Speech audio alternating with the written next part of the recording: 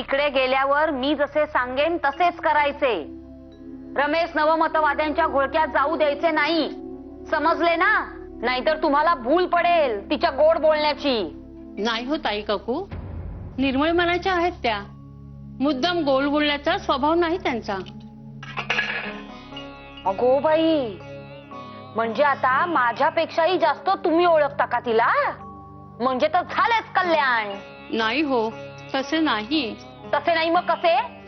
तुमची मते तुमच्याच जवळ ठेवा. मी सांगते तसेच वागायचे.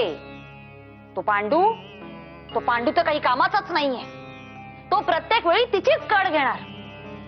तेव्हा आता तुम्हीच डोळ्यात तेल घालून तिच्याकडे लक्ष ठेवायचे. काय समजले? नाहीतर त्या 2 सरस्वत्या आहेतच पुण्यात, लक्षात आहे ना? हो. त्यांच्या नादाला आपली लक्ष्मी लागली म्हणजे रानड्यांच्या कुळाचा झालाच म्हणून समजा उद्धार. तेव्हा तिला त्या 2 सरस्वतींबरोबर बाहेर पडू देऊ नका. आणि अगदीच नाही ऐकले तर माझा धाक दाखवा. काय समजले? तेव्हा आता जा, निजा. उद्या पहाटे लवकर जायचे आहे ना? अहो पण निजा म्हणतेय ना. आवरून घेते बाकीचे मी. चला निघा निघा.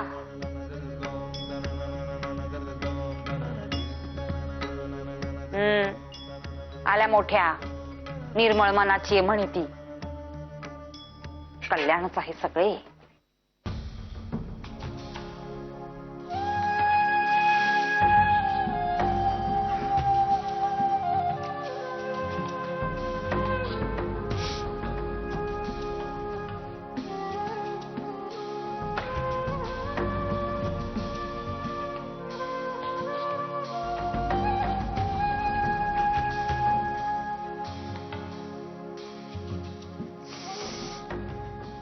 स्वतः रमाबाई, हो साहेबांना अशा अवस्थेत सोडून जाणे फार कठीण जाते आहे.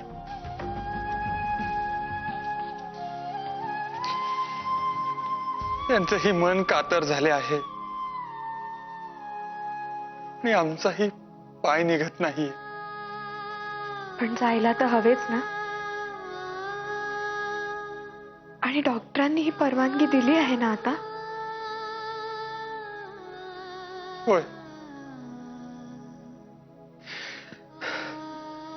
4-8 दिवसांपुरती. पण त्यांनी एकूण जे काही सांगितले त्यावरून आपल्याला आपले मन खंबीर करणे गरजेचे आहे.